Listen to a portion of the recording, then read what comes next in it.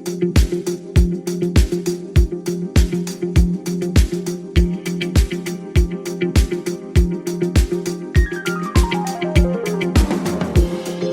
to Higher Intelligence, smart takes on AI for the next generation campus. I'm JC Bonilla, EdTech executive, data scientist, and educator. Each week, we cut through the noise and decode what's actually mattering for your institutions. This means AI explained for higher ed colleges and universities. Let's get into it. Today, my friends, I have a question. Here's the question. Every enrollment leader should be thinking about this. What happens when you cannot hire your way out of the problem? The capacity, the problems are a misaligned equation. Applications are rising, staffs are already stretched. Students are expecting instant answers, usually at 11 p.m. on Tuesdays, right? Not during office hours. So today's episode is all about that. How does this take place? And the agentic journey that two amazing individuals will be sharing with us. But at the same time, we had a really interesting news in the AI world. Gemini with Genie 3 does a drop that changes the physical reality of what AI can do. The battle of the frontier models, OpenAI and Anthropic really dropping models within 20 minutes of each other and letting us know that the frontier of who's going to dominate this area, it's in front of us. And very interesting realities that affect how we start thinking about educational aspects of our students. We'll be talking about the AI tsunami as reported by the IMF, and how we should be thinking about retraining this new generation and students. But don't worry, I have experts on this talking with me today. So here's the point. Many institutions are still debating whether AI is the thing, but there's some institutions and practitioners who are already jumping on it. So they're training their people, they're measuring their performance, they're failing and succeeding with it. So today I'm joined by two awesome leaders in enrollment management who have deployed AI agents at scale, have a few incredible stories of success, a few not so much, and we're going to be spending about 40 minutes with them. So I'm joined by Brian Gann, Vice President of Enrollment and Student Services at Wave Tech Community College, and Justin May, Chief Officer of Enrollment Management at Richard Bland College. Gentlemen, welcome to Higher Intelligence. How are you doing today? Hello, JC. Good to see you. Thanks for the opportunity to be here with you.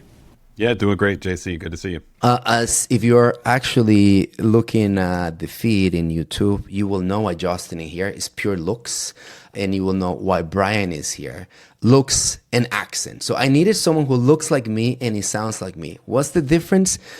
Justin, just a younger, much better version of myself, and Brian, your accent is just 10 times better. But between all those things, your experience is actually what we're going to be attributing to. One of the stories that are going to come and unfold is, Brian, 52,000 applications, 8 live agents, and a goal of doing 20 by the end of the academic year. So that story is going to be very interesting. Justin, you have the most incredible background into arriving in your job in higher education, combining private experience, looking at KPIs differently. So your deployment of digital twins, which I hope you're going to come and explain a little bit, it's really important because there's an aspect of success in AI and going agentic that I think you also master. Before we do that, let's cover news. The train of AI is in front of us. And there's about 4 or 5 news that I'd like us to cover. And gentlemen, would like to take your takes and how you see them before we go into your specific journeys in your academic institutions. This week at Element, and I think, Brian, I saw you there. Justin, I don't know if you had the opportunity to benefit from it, but we did a whole seminar and webinar where, literally thousands of people came and listened to the road of becoming agentic. Last fall, I participated in a whole student experience in going agentic sponsored by ASU. And this past week, we get a whole articulation, in this case, an editorial from Higher Ed, that starts to declare that the agentic AI university has arrived. We know what this means, right? The benefit of going agentic, how chatbots becoming, goal-oriented, and they reasoned. It's an incredible promise. We understand the challenges. So in the first commentary, what I'd love to get you guys to react to is, you both are living it as well. You're going agentic. Does that match the reality on the ground? How do you land this articulation from many of us that universities are going agentic and the agentic university has arrived. Let's start with you, Brian. I absolutely think the agentic AI university or college has arrived. I just have left in the last hour meeting with our care teams, and I think we're going to talk a little bit about care teams maybe through the day, but that's our advising, wraparound support, career development model. And what I said to the leaders in that room is this year is the year that you learn how to supervise agentic AI assistants alongside your advisors, your success coaches, your career coaches. So I think that notion is absolutely here. I really enjoyed Claire Zhao's keynote on day 2.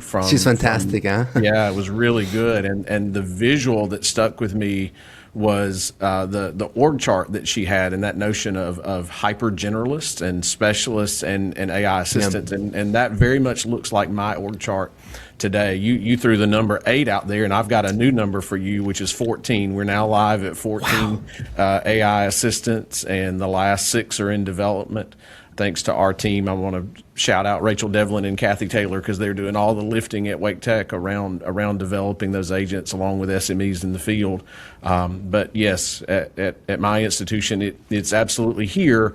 And everything that goes with that, right? Change management, how we help people accept and adopt those. And I think there's tremendous opportunity, but as you mentioned, we processed 52,000 applications for admission last year. We cannot hire our way to scale. And so this for me is my clarion call for this year is we have to make this happen so that we get our folks some help. And that's absolutely what have been focused on for about 2 years now and will continue to focus on for the foreseeable future is how do we bring agentic AI to our teams so that we can scale to the very fortunate growth that we've had.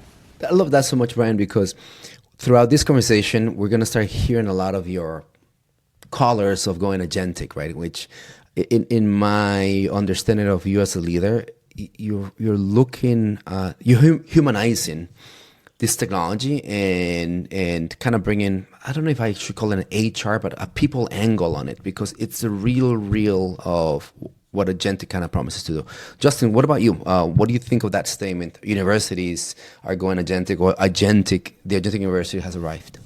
Yes, it has arrived. More for some than others. I'd say 20% are truly adopting the agentic AI model, while others are somewhat talking about it and maybe need to better understand the technology before deploying. There is that element of fear that's behind it, but there's a lot of excitement about what it can do.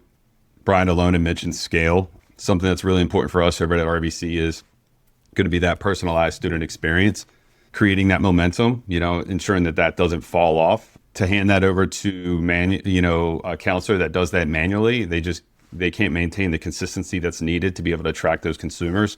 So, becoming agentic AI processes and systems allows us to do that as well too.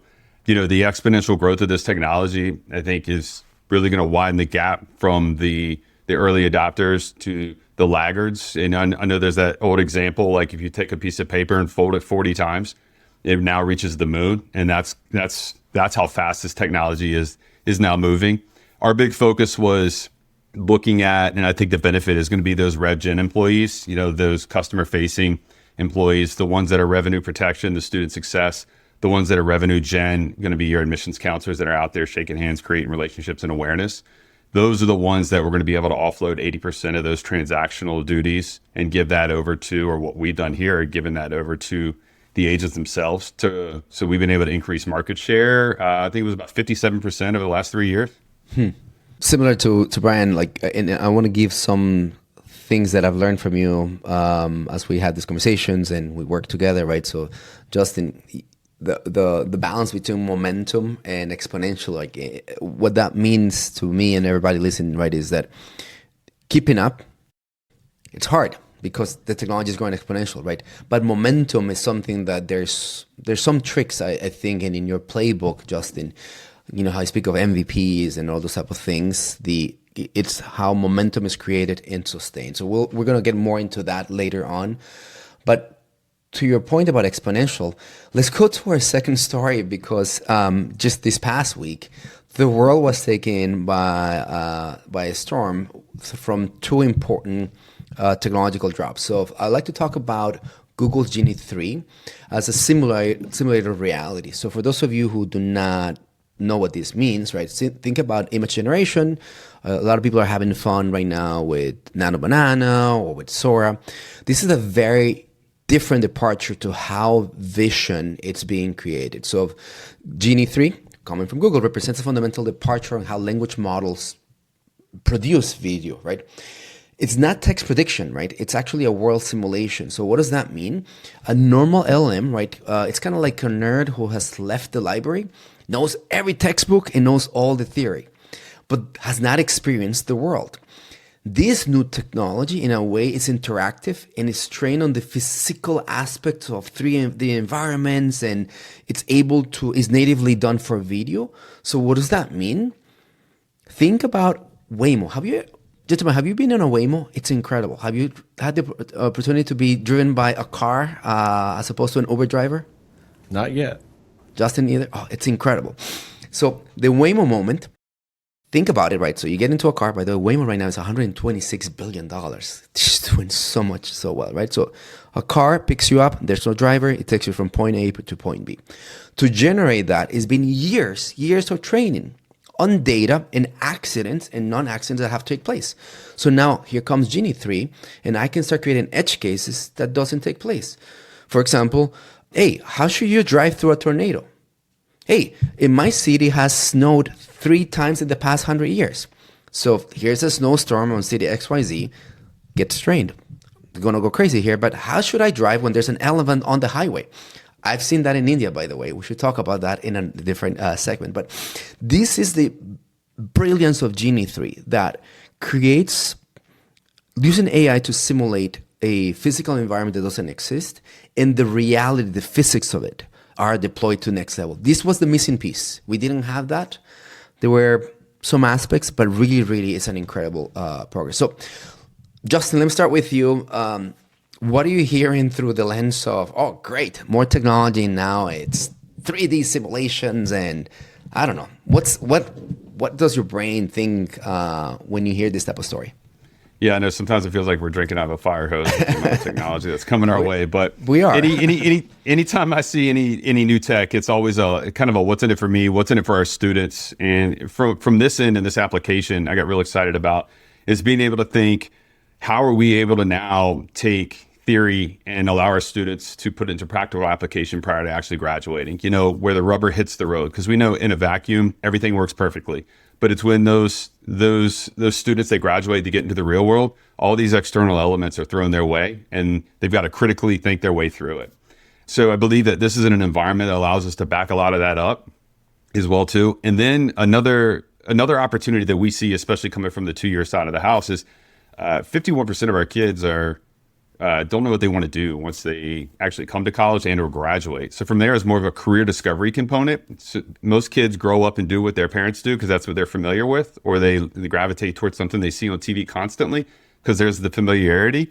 So you can't become what you don't see. So what we are able to create on that end is that what other options are out there. And I believe like this environment would allow somebody to immerse themselves and see what opportunities are available from there. So that was really my take from this. You just gave me a use case that I could have used about 30 years ago when I finished engineering school, and everyone asked me, what is an electrical engineer? And the disappointment that my aunt had that I'm not going to fix their blenders or microwaves, because that's not what electrical engineers do. To today, when my parents and family, what do you do for a living? And I don't know how much wave signals I can do to try to explain what I do, but it's impossible for us to explain it. Very interesting example, and I kind of like that. Brian, where are you going with this Genie 3? What does that make you think? Yeah, my immediate reaction was the workforce development opportunities in education. You both go in the same place. I love it. Yeah, and I went back to our, probably for all three of us, our video playing games of the flight simulators that we would play. Like, this is just taking that to the however many levels higher. But I also think about tools, like we have a lot of first responders that we train at our institution, and the ability to scale scenarios and scenes is one possibility. But I mean, Justin hit it right on the head. It is, how do you, we talk about how to give career exploration opportunities, and it just seems that this tool opens up a world of possibility that would never have been possible before, because we can give students and prospective students scenario opportunities. I think about welding simulators. Early in my career, I was a grant writer and a fundraiser, and we were always working to find welding simulators or mechatronic simulators. And so you can just see the scale of that becoming possible when you're not limited to that one machine that cost $250,000. But now it's scalable economically, it's scalable by the number of people that might want to use it. And I think it can really change the game around career exploration in education. So interesting how you brought it home. Just really quickly, and then we go to the next one. So these positions, this type of technology in the teaching house, in the teaching side of the house, right? So faculty and whatnot.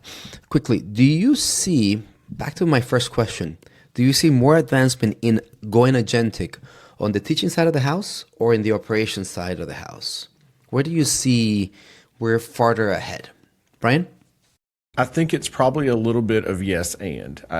Justin put that 20%, that the 20-80 principle out there pretty early in an earlier answer, and I think that's probably true. I see, just in my lens, talking with colleagues across the country, I see people who are ahead of us in terms of implementing agentic AI in operations, but I still think we're an early leader and an early adopter. And then I see people moving quickly in the classroom, and I see people very resistant in the classroom, and I see people resistant in the operational side too, right? So everything is on a continuum of that. My view is that it's probably a little bit easier for us on the operations, student-facing, student support side than helping people rethink curriculum, rethink learning outcomes, rethinking how do I assess, how do I teach, how do I utilize these tools, the working away from the fear of cheating, of plagiarism, of losing original thought. I think that battle is much harder inside the classroom than the work that what we're trying to do maybe outside the classroom and scale supports using agentic AI. Justin? Purely operational, we move at lightning speed. I feel like we're able to implement, we've got more adoption earlier on, similar to the faculty side of the house. You've got, a smaller percentage that are excited about it, implementing and using. It's something, I believe, from the faculty side of the house where faculty is seen as where what they're doing is more of an art. You kind of get the law of effort there as well too. If it's I'm able to produce something quickly, there's not as much value to it. So they're very old school. Keep in mind we are a liberal arts college as well too. So they're finding ways to be able to implement that. Our CAO, our chief academic officer, is very tech forward. So he's always introducing new ways, new pedagogy to be able to use AI, to be able to help reinforce what they're doing, to be able to mix the classroom up. Because at the end of the day, it's our responsibility to get these students prepared for a world that's going to be filled with AI, and change is going to be that only constant. Yeah, I think I feel similar to you, both gentlemen, that in becoming agentic, as a trajectory, it's probably easier to reach those points through operations, the service delivery side of the house, as opposed to the teaching side of the house, for the things that we just discussed and multiple other reasons that we haven't. But my last news update, and love for you, both of you to give me your take. It's what I'm flaming like the coding model supremacy, right? We have two powerhouses. OpenAI through GPT Codex 5.3, and then Anthropic with Claude Opus 4.6. What is happening here is that both of these algorithms are designed to take coding. We've been, in this industry, it's called, vibe coding and things like that. But literally, how AI, it's closing the gap from human manufactured software or code analysis to AI power one. And what has happened, it was so interesting, within 20 minutes, Claude drops Opus 4.6, and then the response from OpenAI dropping Codex 5.6, right? 20 minutes of each other. So the coding wars are officially on. If you come from my world, we default to Claude. In my prior episode with Ty and Sydney, it's all about how many of us are missing on the Claude aspect of analysis and code. And so I'm trying to convert as many people. But now Codex is really interesting. So let me just compare them. What is happening with Claude Opus 4.6 from strengths is that it's much better orchestration, like complex stacks, and you can go end to end. GPT Codex 5.3, pure software engineering. Things that I don't even speak, but code base and how you do the full aspect of code deployment, right? DevOps and things of that sort. Context window, how much is it able to retain and remember? It's a 5x increase on Claude Opus, so 1 billion tokens. So think about training or learning something that has 1 billion lines of code. That's a lot of code, by the way. Whereas on GPT Codex, it's more optimized in kind of niches of code, right? That's why it's much better at software engineering. Two important, in terms of benchmarks, they're doing fantastic, kind of beating everything, right? But some key innovations that it's important, it's in Claude Opus 4.6, it's multi-agent coordination. That's why it's end-to-end in complex stacks. You can have a agent doing the software, another one is basically understanding how good is the software, and then the other one creates the documentation. Whereas in Codex 5.3 is the first AI that drops and helps build itself and self-correct. So it's a really interesting deployment. So what does that mean? And then looking at both of you for your takes, the best coding model today is a GPT Codex 3, or it's coming from Claude. It doesn't really matter, but it's the pressure that it also is put into the academic institutions on how we teach CS curriculum, software engineering, and how we even use it, in my opinion. So I don't know if you guys are going to go there, but my first take on this is, my gosh, as a data scientist, and when I taught data science students, I taught them Python. Now I just don't need to teach them that, right? It's like, how do you create architectures, models, and how do you basically direct AI layers to do the analysis and the work for you? Gentlemen, what do you think of this, war of coding agents? The modern day Coke versus Pepsi. I love it. I feel like every time we get a new drop, it's the first to market. So we'll constantly see this.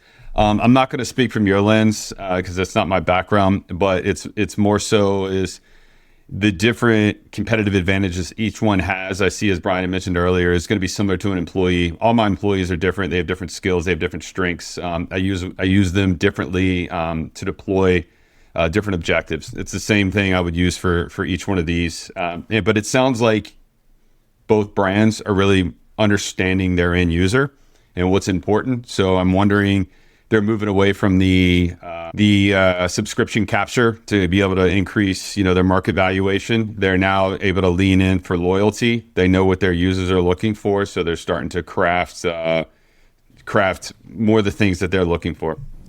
Love that. I think what I'm always struck by is watching the meter study, right? The what is the length of time that each of these agents can continue to operate without human intervention, and that gap just continues to compound, right? It just gets longer and longer and longer.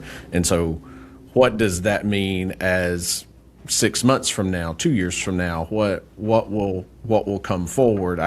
We've all probably read Matt Schumer's blog that's getting a lot of attention in the space this week, and talking about how much no longer is he doing coding because it's doing that coding, and what does that mean in other industries? What does that mean in education? What does that mean in finance? What does that mean in health? What does that mean in so many spaces? So I don't have a strong position around how the coding war works out. What I know is that it's going to move into other industries. That I think the other thing I would say, I talked a little earlier about the tremendous growth that we've enjoyed in enrollment, and we know we are fortunate in that. And we divide our majors into what we call 13 career fields. So it may be called meta majors or something similar at other places. 12 of those 13 meta majors went up in enrollment, and information technology is the one that's decreased. So students are hearing it, they're feeling it, they're trying to understand what that future is.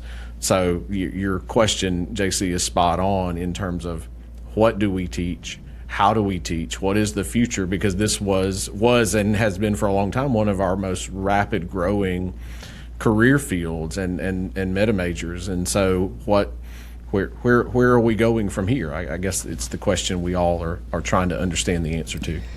That indeed is the question. And where are we going from here? Not going to answer those, but in the time horizon of 4 years, such an interesting thing, right? That we could estimate what's going to happen 5 or 10 years from now. And I think, I don't know if I can estimate what's going to happen 4 months from now. Let's switch gears a tad. Thank you again for your takes on news. And what we love to now switch is your own specific realities through the lens of your institutions, your experts on student access mobility through the lens of, community colleges, and all the good and the bad that, it's in that sector. The magic aspect of how students are moving in their families and what they bring, and kind of moving forward to your academic spaces. Probably an integral part of our educational system. It's what you do. So again, thank you both. And so many times it gets missed under the 4-year classical university campus story. So I'm so excited to have the conversation through what does it mean to become agentic and deploying agentic workflows through the lens of your institutions, right? Before we go there, for those of you who are listening and you hear AI and agentic, I want to make the distinction, right? Agentic doesn't mean a chatbot. A lot of the versions of prompting or generative AI that gives you recipes. Like, we're talking about a reactive, adaptive, and reasoning type of AI that goes beyond prompting. It has a goal. The agent doesn't give you just responses. It has objectives. It has memory. Before I go into memory, what's an example? Like, a goal is, I need to get the student to complete their FAFSA. Right? I need the student to come and register for that event. It has memory. It doesn't forget the student in sessions over weeks. What does that mean? That a counselor could look into 4 years ago where the student was in their journey. It has a tool. It's able to come and say, I know how to register students in events. I know how to get a student to start a form. And of course, it plans the idea that the best way to sequence that and achieve the goal and orchestrate my memory and the tools is starting with an email and things of that sort. That in its nature is agentic. So the way I like to start the conversation was what I said at the top. You both had a really interesting perspective, right? And I'm going to throw the question at both of you. There are different questions, and I'm kind of let us riff. So, Brian, treating agents like employees. Fascinating concept, right? You've been saying since, we've been spending a lot of time together in the past month. Treat AI assistants like no employees who are growing and learning. What does that mean in practice? That's a fascinating statement. Like, love to understand what that means in practice. At the same time, before you go, because it's 2 questions and then we're going to rip here. Justin, the MVP approach. These startup principles that you master and in a way get deployed into higher education to be successful. Why? So 2 themes here. Let's start with you, Brian. Treating them like employees, and through Justin's lens, this idea of the MVP approach. Brian. So we are thinking of agentic AI assistants as part of our team members. We have care teams is the structure that we've used for advising, wraparound support, career counseling. And so we are adding AI assistants to each of those teams, as well as to our major departments: undergraduate admissions, financial aid, the registrar's office, all of those big student-facing areas, and absolutely thinking about that in terms of new hire employees. And so new hire employees have to have a period of onboarding and training, and that's been our strategy for deployment around AI assistants, that there's a knowledge base that's built underneath those. Our CRM team takes the first pass at that work, does some pressure testing internally, We identify an SME in the department who's probably going to own and ultimately be the supervisor of that agent over time, and say, okay, you test it out, see what sounds good, see what's missing, and then we'll just widen that scope a little bit farther. And we've tried to work in sprints, so we've worked to develop about 4 agents in a 4-week time period, so that we've got a pace among ourselves, and so that's gotten us now to where we are. I love that so much, Brian. Your concept of please, for everybody listening to this, don't overthink it. Humanizing the technology, right? But the aspect of delivering the promise of AI and the nurturing that is required, so growing and learning. Obviously, it's technology, so it doesn't have empathy, but it's about the knowledge base and those type of things. But the pairing with the human, fascinating. Can I ask you, have you thought about firing agents so you can grow? At one point, when you say you've done your duties, so we're gonna decommission you. Are you there yet? We're not there yet. I'm glad to say we've not had to invite any of our agents to find success elsewhere so far. But I think an example though that could be, we started with one agent. His name is Adam, for academic advising. Very biblical. Very biblical, Brian.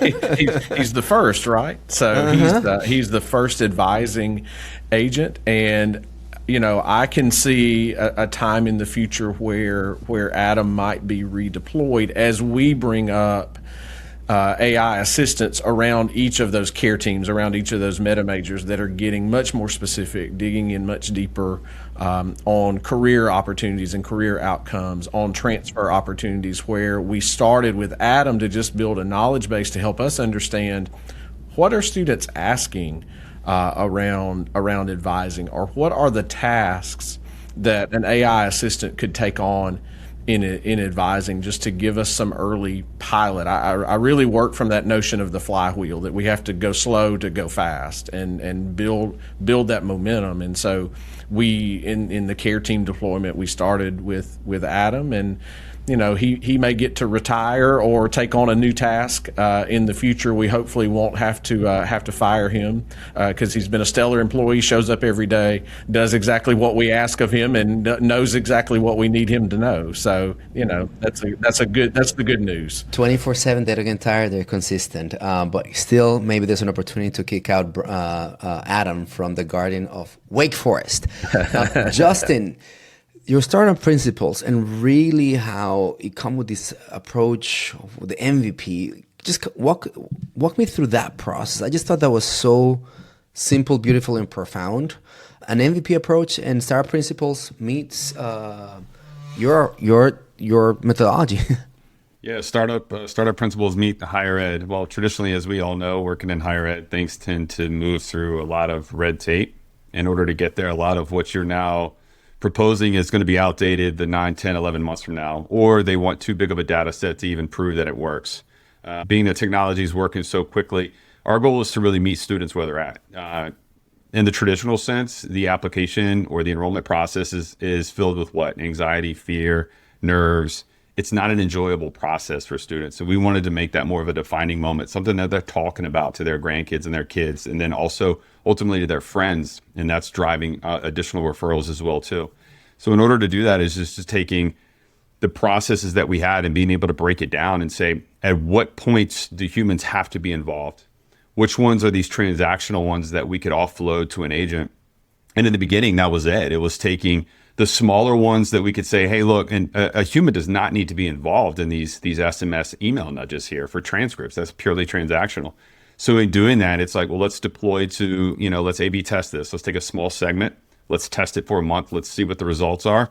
And then the data will speak volumes. And then from there, we just increase the overall data set itself, and we start to see more success. And then we move on to the next project. And as that grew into what we talked about previously, is that digital twin. I mean, we've got 16 agents now across, I looked earlier, it was like 2,200 different jobs we've run this recruitment cycle. So it's just compounding and compounding. So the AI agent grew out of the MVP, and now that's something that we've developed. That's what we're most excited about. I have a question for you, but let me make sure that I understand this correctly. So the MVP kind of gives you the entry point. Is the digital twin something that happens across? So once you do the human in the loop, the pairing, you know that is out of MVP land? Just help me understand, where are these two different things, or they're kind of a progression and a cumulative aspect in your deployment? Think of it, I come from the days of Transformers, where small MVP projects built together created the AI, created the digital twin. So seeing so many successes and saying, okay, we've got these deployed in so many different areas. Can't we just make this one? Can't we just make this one person? And talking to the counselors, it's like, imagine having an executive assistant that's able to field your calls, your emails, schedule your appointments, confirm, make sure you're showing up. What would that do to get that time back for you? Well, increase market share. I can shake more hands. I can create more awareness. I can do the things that I love to do. You mean a recruiter, common recruit, as opposed to spend time doing other things, right? An advisor, Exactly. do advisement. Yeah, I like that.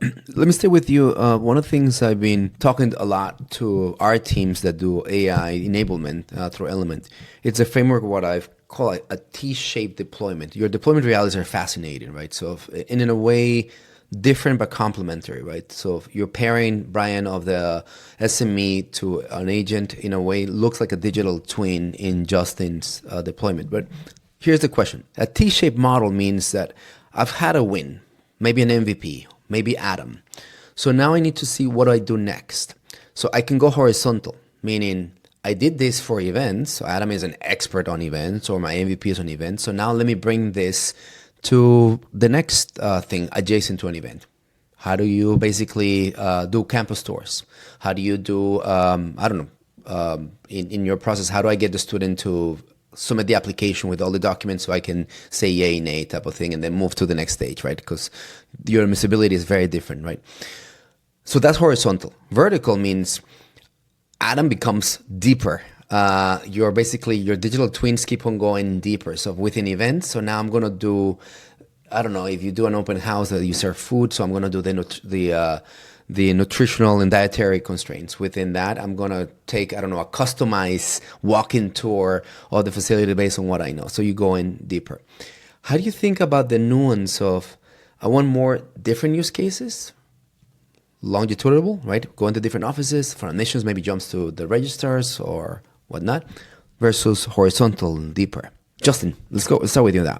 Yeah, I'm of the mindset now, deeper, and especially as we deploy the digital twins, we've created an environment where people now are accustomed and actually enjoy working with, the AI agents themselves. It's Gen Alpha, Gen Z. They're used to it. They're accustomed to it. They welcome it.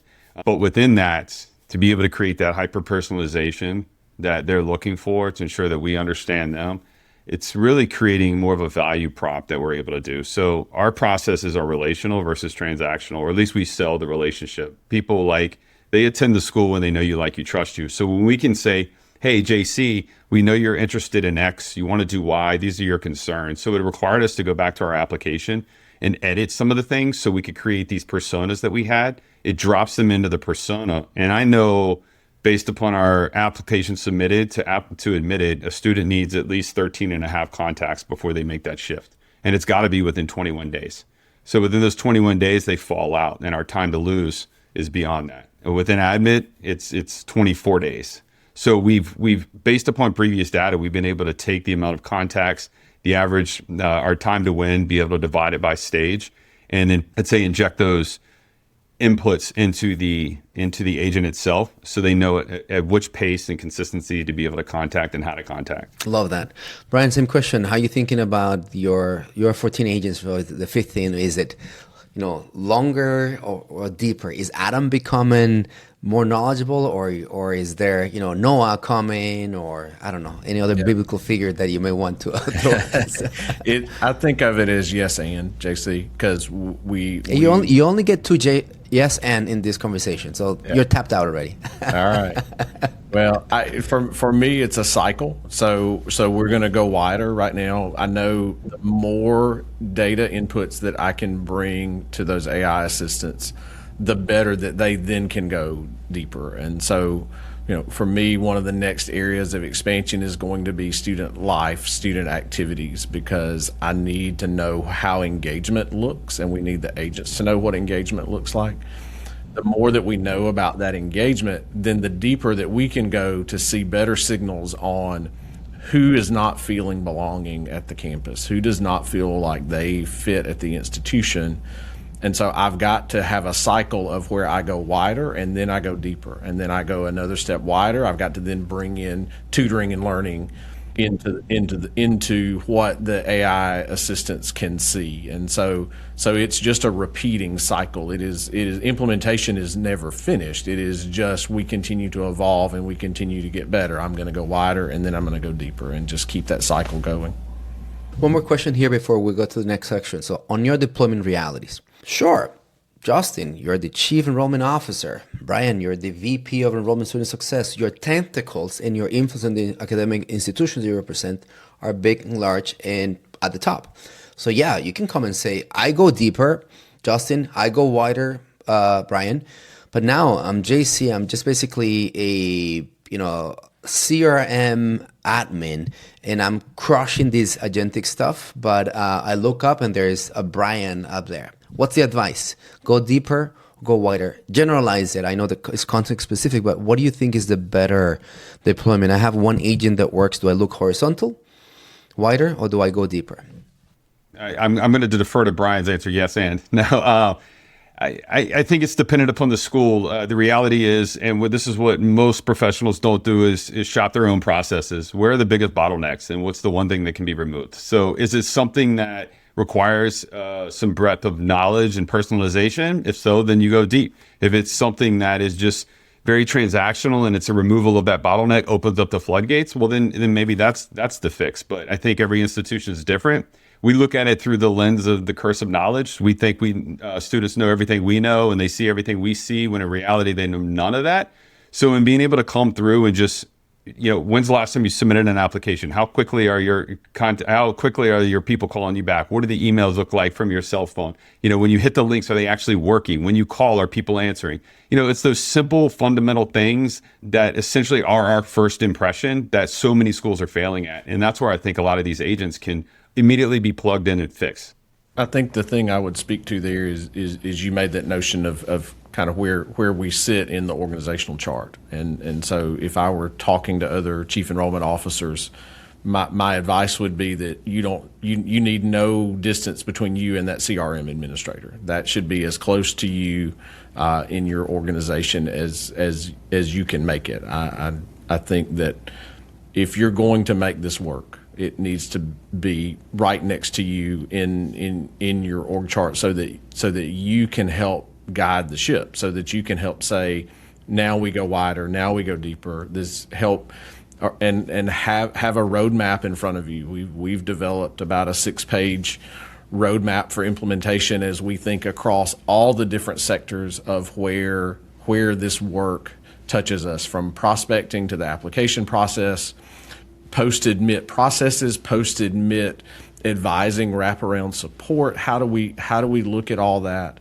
and just keep that in front of you to help make decisions? Because to Justin's point, it's going to look different by institution type, by size, by resources that are available. And so my advice to anybody who's leading enrollment, who's relying on this kind of work, is you need to be as close to it. This needs to be a priority of your time, of your hours, of your thoughts, of your planning, of your strategic planning. Don't delegate this to someone else. It needs to be right next to you. Yeah, I second that 100%. I think a lot of times we're used to just signing off on a project, handing it off to somebody else and expecting it's like a set it and forget it.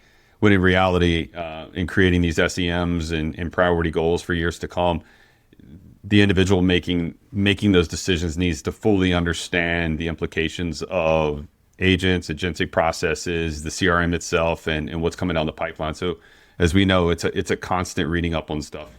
And I think that also lets you take the temperature in the room among your teams. You can have that sense of where can you push, where do you need to hold back, how do you know how to steer the ship. And I think that really can give leaders the insight into having that information. Well, speaking of the temperature in the room, one of the common temperature readings is the one of fear and trust. So I'd like to move us to overcoming fear. 8 out of 10 conversations in my AI practice with higher education professionals and leaders, it's I don't trust it, I got fear, there's something uncomfortable as we go agentic. Never mind agentic, it's just deployment of AI. Justin, I got this from my notes. 80%, you said 80% are fearful of AI adoption, 20% are excited. I think you're right on the money. So starting with you, what have you done, Justin? How do you overcome the fear? How do you handle the variable of fear in the adoption equation? What has worked? Leading with empathy for sure. I think a lot of change, well, this is just simple change in management principles. It's typically top down, where somebody from the top sees the value in purchasing, the technology itself, and then they're telling somebody else to implement without explaining the actual why. So they're telling them the what. And when somebody doesn't understand how they're involved into the future, they get scared and they grasp onto the past because it's self-preservation. I mean, it totally makes sense. But I think when they better understand the role and you seek advice and you include them throughout the decision-making process, where it's building processes, understanding how this can benefit them, selling the what's in it for them. Hey, imagine if I can give you more time back. Imagine what you're going to be able to do. I can tell you right now, when I went to the counselors and we started engaging them in conversations, and I told them, hey, you get to make less phone calls. You don't have to update the CRM as much. They were screaming, how quickly can we deploy this thing? Because these are tasks, these transactional tasks doesn't fill their cup. That's not why they signed up to become enrollment counselors. So we're essentially allowing them to do more of what they love, which then, you see an employee productivity increase, you see overall retention increase. They're happier, the culture, everything tends to work in harmony at that point. So, celebrating those small successes earlier on, continuing to build on those, communication. I'm looking for my early champions that are at the peer level with where that fear may be originating. I mentioned earlier this morning, I met with we had our care team professional learning days happening today on campus, and great to have all those people in a room. And I talked a little bit about AI, and I'm sure that's helpful for them to hear. But then the person behind me was an advisor who's been using agentic AI, who's been using some of these tools, and could say to their fellow advisors, hey, I've been piloting these tools and I think it really works. And you just feel the room lighten a little bit when you can hear that. I think trying to be responsive to that fear, leading with empathy, absolutely, Justin is right in that for sure. I think that we need the early champions to make the flywheel turn, and I think finding those on your campus, elevating them, celebrating their wins, and I think it feeds excitement, it feeds opportunity, and then that feeds adoption. One of my favorite quotes from Brian, it's, what's it called? Spreadsheet, duct tape, and prayers. Excel, duct tape, and prayer, JC. Yeah, Excel, right. Duct tape, and prayer. That was our CRM before our current tool. So, yeah. Which alludes to the idea that, things are not perfect, and sometimes they're Frankenstein of technologies, right? And here comes this new technology, and there's mistrust and whatnot, and 100%, the champions, the empathy, being in the weeds, all the things you mentioned are important. So what I'd like to get your take on is a project is launched, whether it's an MVP, whether it's through a champion, Brian used the word pilot, and it failed.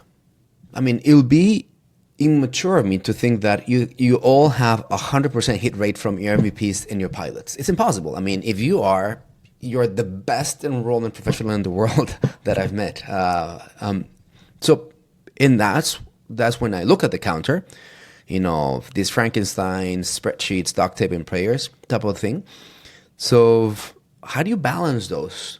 The pilot, the experimentation didn't go well, and then demoralizes the team, the trust fear comes back on, and then when I look back, I have this other thing that it just ain't perfect either. So tell me a little bit about this context and how you've done that in the past or how you think about doing it. for me, I start with beginning with the end in mind, and that's not original to me. Of course, we've heard that for a long time, but our notion around that has always been pilot to scale. It's not pilot to say, yes, we go forward, or no, we don't. It's pilot to learn what worked. Because I think in almost any pilot, something works and maybe something else doesn't quite land the way you thought, but then that's the tweak, right? One of my very dear friends, Melinda Karp, uses the analogy of pancakes, right? And so if we put the first pancake on the griddle, we may have to get the heat not right. It may be a little bit too brown. It may not be quite done enough.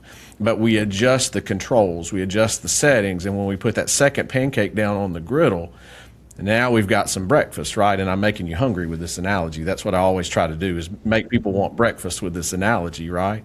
And so I think piloting to scale is always my philosophy. I know where I want to finish in the end, and so we may have to make tweaks, we may have to make adjustments, but all we're doing in those pilots is learning what really works well, and then we can adjust as we get ready to go into the next phase and the next phase and the next phase. And that's how we approached redesigning academic advising. It's how we've approached launching agentic AI, and it's how we'll approach the next big opportunities in front of us, wherever they take us.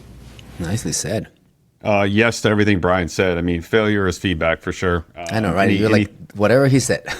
Yeah, no. And it's, I mean, so earlier I mentioned like the transactional versus relational side. We're trying to create more of a relational process for our students. But one thing that we were unable to do just because of the increase in, say, the inquiries and the app started that we had is they could really only contact people that were applying same day. So it overloaded them with the amount of calls and tasks that they had to take. So we offloaded the intro calls to the new inquiries that were coming in and the application started. Well, come to find out, students don't want to have a relational conversation with an AI bot as of yet. You know, talk to me about your goals. How does that make you feel? What are your concerns? You know, there just isn't much substance there. So that was a failure. But from that, we realized that we need to create like the human sandwich. You know, it's the human on the front end to start and create the relationship itself. The AI agent, the agentic process, kind of do everything else, and all the defining moments in between. That's where the human is just picking it up and just, you know, continuing to grease the wheels. Love that. Gentlemen, this conversation has been incredible. I can keep on going. I'm going to give you a combo question to wrap us up. In the spirit of what's next. What's next? And as you think about what's next, if I could combo this as a leader, right? And someone who's watching reports to you or it's mentored by you, they look up. What do you tell this person? You should be doing this, but hasn't started yet, type of thing. So where do they begin or anything? So what is next in your head? And also speak to that person who's listening and they're either getting started with this process. What's next is continuing on with the digital twins and student success. You know, a good area of opportunity for us is student retention, creating that belonging, that engagement while they are here, increasing the lifetime value of our student while they're on campus. With that being said, we are in the starting stages of creating a career counselor that's able to reach out to students when they've missed 2 consecutive days of classes, their GPA drops below a certain point, they're not submitting work. So we're starting to navigate that. So that is what's next for us, to be able to move what we've done on the admission side into student success. So hopefully we have the process going through the entire student life cycle. As far as advice for somebody that's ground up looking at what we've done, it's do exactly what we did, start small. It's like stacking bricks and creating a strong foundation. Every week we're stacking another brick. And it just happens to be that you're looking at us 3 years beyond where we started. So it looks like we have a nice structure. With that, test, and test some more. We have found that, you know, what you're putting into the actual agent and telling it what to do has the biggest impact on the perception of your institution itself. That is your first impression. So treat it and make sure that knowledge base is updated and constantly be reviewing it. And I mentioned this earlier, and I think this is really important because I just submitted 3 more last week, is consistently shop your processes. It's things change as we continue to add agents. And I have found, you know, sometimes an agent will go off with what it is that they're saying, and we've got to correct it. So it's just making sure that you know that you're inspecting what you expect. Yeah, I think there's a lot of amazing opportunity ahead. This technology, and I've heard you say this, and others of your peers, it's as bad as it's ever going to be. It only gets better from here. And so, how do we continue to be responsive to that? How do we continue to make the best use of that? I think at the high level of institutional leadership, what's next is continuing to fully integrate agentic AI and the tools that come with Element 451 as our CRM to really help then at the individual level have the best information in front of an advisor or a coach to know what a student needs, to help us see deeper, more quickly into that data. And then I think for us across the organization, it's really about making this the system of work. If the SIS is the system of record, if the LMS is the system of learning, then the CRM needs to become the system of work so that we have as many people as possible bringing data points in that tell us the complete picture of a story that a student doesn't have to tell themselves. And so that ultimately this is an economic development story. This is a social mobility story.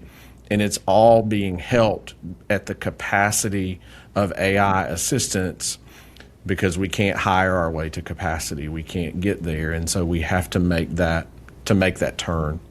The advice to somebody wanting to start is go. The best time was 5 years ago, and the second best time is today. And so go, right? I mean, we've all heard Warren Buffett talk about the power of compounding. And how much being in matters. And so you're not too late. This is still very nascent in what's happening overall. And you have time. If you feel like there's a moat getting in front of you, you have time to close it.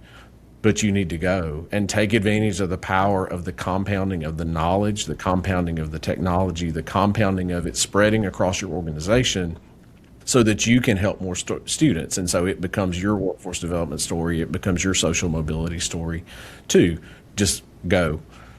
Put your fear aside, pick it up, take it for a test run, put the first pancake on the griddle and go.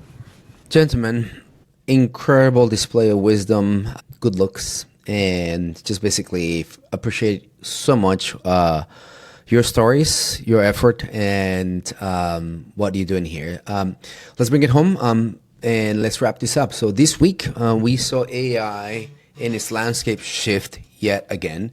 Models, world models, coding models, all these things in our front door, putting pressure on academics, putting pressures on the job market. And the real story, as we unpacked it, right, isn't the technology, right? Is how we, institutions, campuses, businesses are responding to it.